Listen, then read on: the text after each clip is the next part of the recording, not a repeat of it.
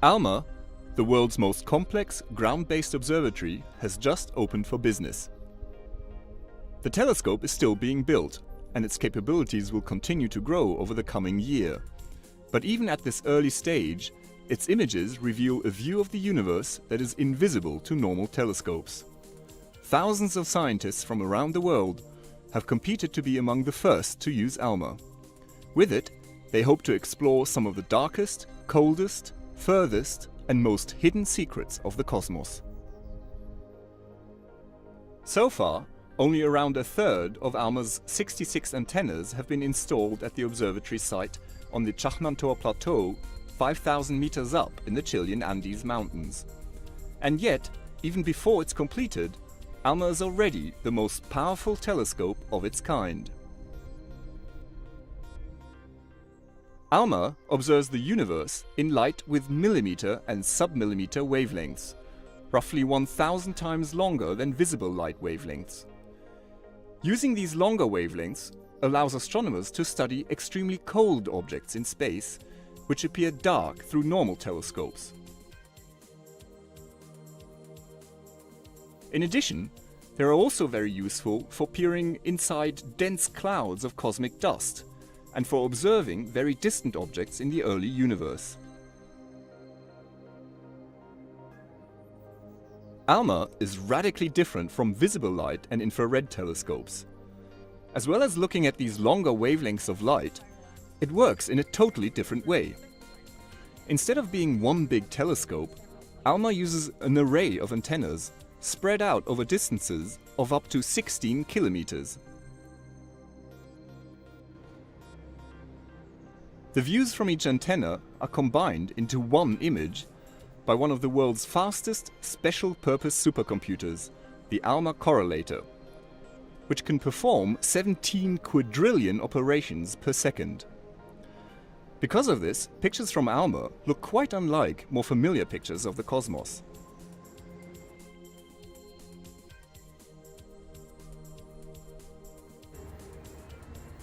The ALMA team has been busy testing the observatory's systems over the past months, in preparation for the first round of scientific observations. One outcome of their tests is the first image published from ALMA. This image was made using only 12 antennas, fewer than will be used for the first science observations, let alone the completed observatory, and spaced much closer together as well. Both of these factors make the new image just a taster of what is to come. The antennae galaxies are a pair of colliding galaxies with dramatically distorted shapes. While visible light shows us the stars in the galaxies, ALMA's view reveals the clouds of dense cold gas from which new stars form. Massive concentrations of gas are found not only in the hearts of the two galaxies, but also in the chaotic region where they are colliding. Here, the total amount of gas is billions of times the mass of our Sun, a rich reservoir of material for future generations of stars. Observations like these will be vital in helping us understand how galaxy collisions can trigger the birth of new stars. This is just one example of how ALMA reveals parts of the universe that cannot be seen with visible light and infrared telescopes.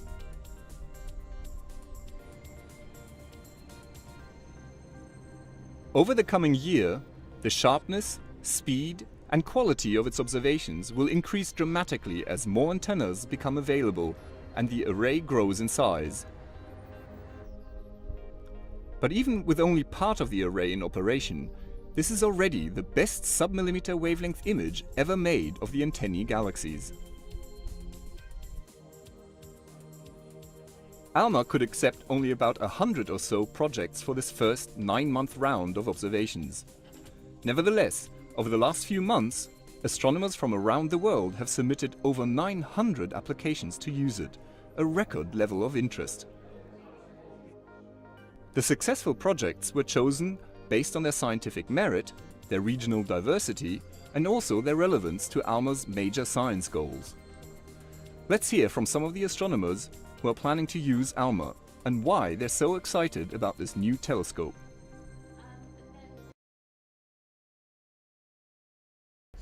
One of the main reasons we're building ALMA is to study the birth of the solar system, in essence.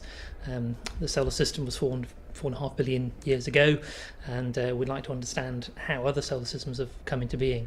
And ALMA's got the scale, the sensitivity and the resolution to make detailed studies of solar systems like our Sun forming nearby in our galaxy. I look at molecular clouds in nearby galaxies. Molecular clouds are where stars form. The clouds are made up of very cold gas, and studying the physical conditions in these clouds helps us to understand the star formation process. Currently we can study molecular clouds only for very nearby galaxies, out to about 30 million light years. With ALMA we'll be able to study individual clouds in galaxies much, much further out. ALMA is going to be a very important instrument to teach us about the physics that go on around the black hole in the centre of the Milky Way galaxy. This is because all the intervening dust can obscure some of the shorter wavelength observations. So at the very high angular resolutions and into the submillimeter band that the ALMA telescope will be able to observe at, we'll be able to look at the fine scale structural detail around the black hole.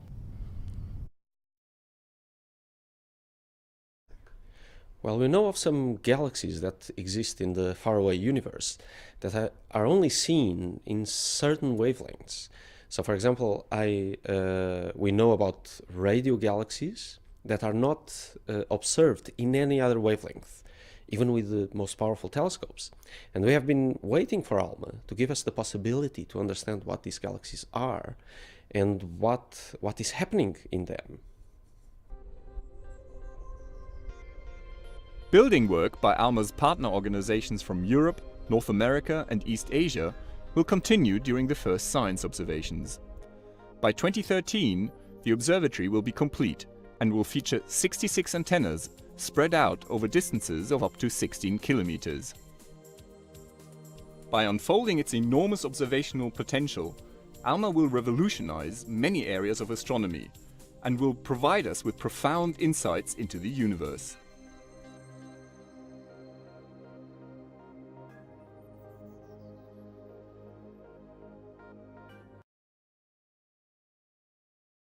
We are so excited because we're living in a historic moment for science and particularly for astronomy, and perhaps also for the evolution of humanity, because we start to use the greatest observatory we are building at the moment. This start really marks the potential of this observatory that is under development.